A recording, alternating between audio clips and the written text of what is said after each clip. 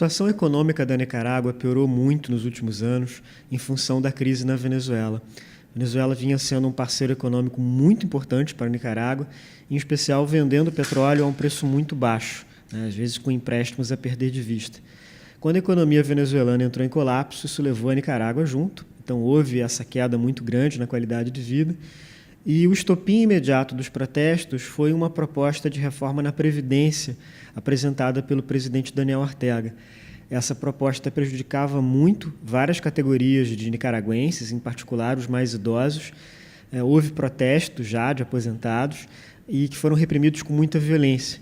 E essas imagens dos velhinhos sendo agredidos pela polícia viralizaram no país e se tornaram um movimento que impulsionou muitas pessoas a irem para a rua contra o governo, né? Então isso tem acontecido desde o mês de abril de 2018.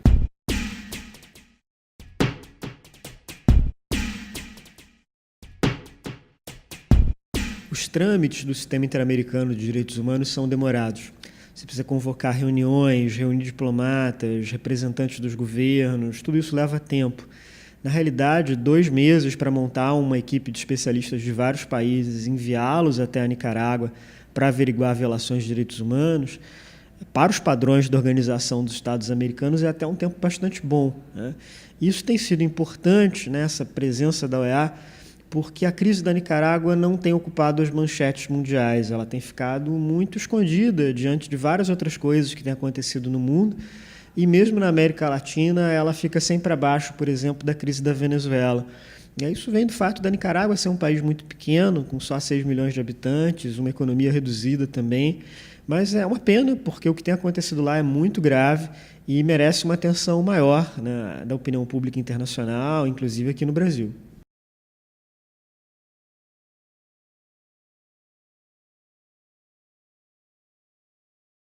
Não, até agora não houve qualquer indicador de que os Estados Unidos tivessem organizado ou de alguma maneira apoiado financeiramente esse tipo de protesto. Eles nascem realmente de uma insatisfação dos habitantes da Nicarágua com a política econômica do governo, né?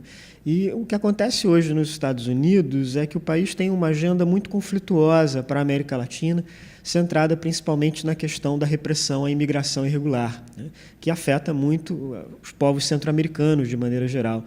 Há muitos nicaragüenses vivendo nos Estados Unidos como imigrantes ou tentando ir para lá, né, assim como há também em El Salvador, em Honduras, Guatemala. Então, esse tem sido um momento, na verdade, bastante ruim dos Estados Unidos com toda a América Central, com a América Latina de maneira geral, né? Marcado por uma dificuldade de se encontrar uma agenda positiva. Muitos postos relativos à diplomacia americana para a América Latina estão vazios, né, pela dificuldade do governo Trump de nomear pessoas para esses cargos. Então, tem sido um momento em que o governo americano não tem olhado muito para o que está acontecendo na região. A preocupação tem sido mais a de barrar a entrada de imigrantes latino-americanos nos Estados Unidos.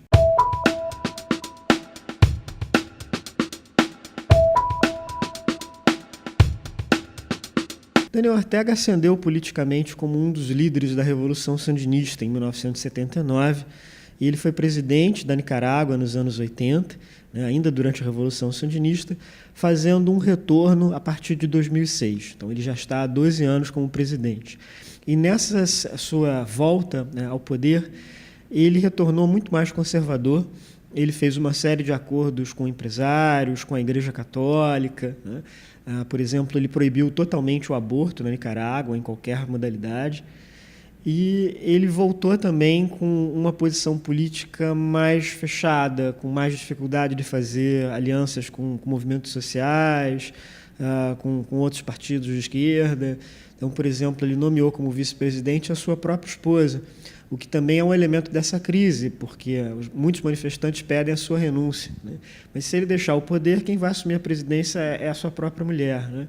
Então, isso mostra também a dificuldade que ele vem tendo, né, para lidar mesmo com pressões democráticas. Ele tem sido acusado cada vez mais de fraude eleitoral, de gestos autoritários.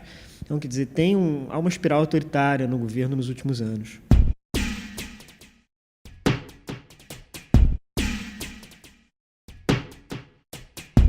A meu ver, ainda não.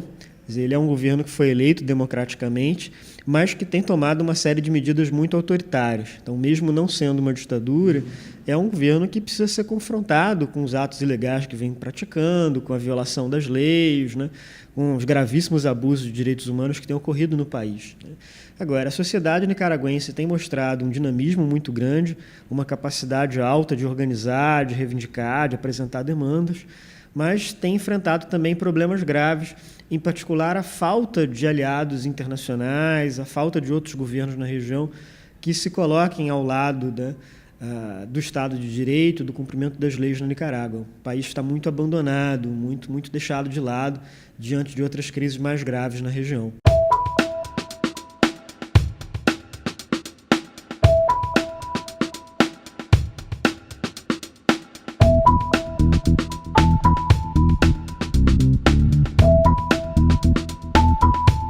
Há uma longa história de pobreza na Nicarágua, né? Ela foi uma região muito marginal no Império Espanhol, basicamente algumas plantações de café, né? No século XX, ela foi muito marcada pela ditadura da família Somoza, né, que durou ali da década de 20 até a década de 70. E depois ela sofreu os impactos da Revolução Sandinista, da Guerra Civil, dos chamados Contras, né, que enfrentavam os sandinistas.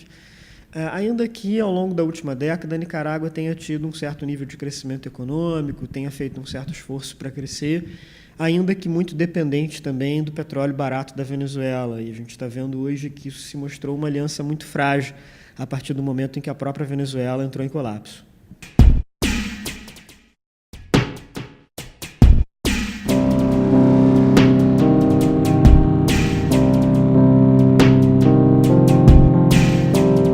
Os países da América Central são muito pequenos, né? Eles têm populações entre 4, 5, 6 milhões de habitantes.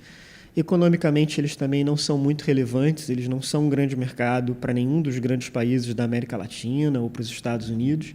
Então, eles acabam aparecendo na cobertura de imprensa global muito mais em função dos seus problemas, né?